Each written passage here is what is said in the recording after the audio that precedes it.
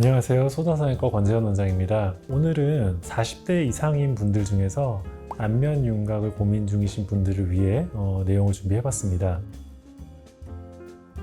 나이를 떠나서 환자분들이 가장 걱정을 하시는 부분은 처짐에 관련된 이슈고요. 40대 이상인 분들이 다는 아니지만 그래도 40대 이상으로 접어들면서 아무래도 탄력이 좀 떨어지게 되고 수술 후에 처짐의 가능성을 조금 더 염두에 둬야 되는 상황들이기 때문에 뼈뿐만이 아니라 연부 조직과 관련된 문제들을 좀 해결하기 위한 노력들이 동반되어야 만족스러운 결과를 드릴 수 있다고 생각합니다. 심지어 요즘에는 30대 중반인 분들도 오셔서 저 윤곽하기에 너무 나이 많은 거 아닌가요? 라고 물어보시는 분들도 계세요. 전체적인 거는 나이가 들수록 어쨌든 좀 불리해질 수밖에 없는 거긴 하지만 조금 어린 10대, 20대 초반의 친구들도 분명히 있거든요. 그런 친구들에 비해서 처질 가능성이 더 낮아 보이는 경우들도 실제로 있습니다. 그 나이가 절대적인 기준이 될 수 없다는 거 좀 참고해 줬으면 좋겠습니다. 저는 수면 마취로도 수술을 많이 하지만 그래도 기본적으로는 전신 마취 하에 이루어지는 수술들이다 보니 어린 친구들에 비해서 상처의 회복 속도가 늦다거나 뼈가 잘 안 묻는다거나 그런 건 전혀 없거든요. 근데 이제 마취 후에 컨디션이 돌아오는 회복 과정이 조금 더 힘들어 하시거나 좀 더딘 경우들이 있어요. 그리고 또 그런 것들을 저희가 좀 잘 도와드리기 위해서 필요한 검사들은 더 꼼꼼하게 확인하고 수술 후 케어도 좀 더 신경 써드리는 부분이 있습니다.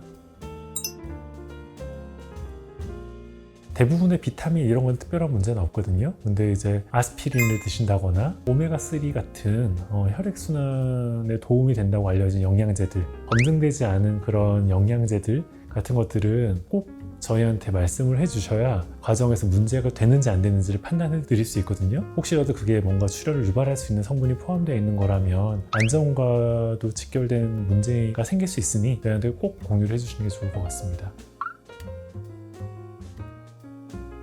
사실 저는 필수는 아니라고 생각하거든요. 사실 윤곽 수술에 있어서 뼈가 잘 아물고 잘 아물지 않고는 뼈가 얼만큼 잘 접촉된 상태에서 견고하게 고정이 되고 그 견고한 상태가 잘 유지가 되는지 라고 생각을 하고, 대신에 만약에 건강검진상에서 유의하게 문제가 있는 골밀도상에 문제가 있다면 저희한테 당연히 공유를 해주신다면 저희가 그 부분을 참고해서 수술을 진행하긴 할 겁니다. 골밀도의 문제라고 생각을 하지는 않지만 나이가 드시면서 뼈의 석회화라고 하는 변화들이 좀 생기고, 그게 이게 결국은 거칠게 수술했을 때 뼈가 좀 부서질 수 있는 상황들이 좀 생기거든요. 그래서 그런 일이 생기지 않게 정교하게 그리고 무리한 힘을 주지 않아가면서 수술을 진행을 해야 깔끔한 결과를 얻을 수 있습니다.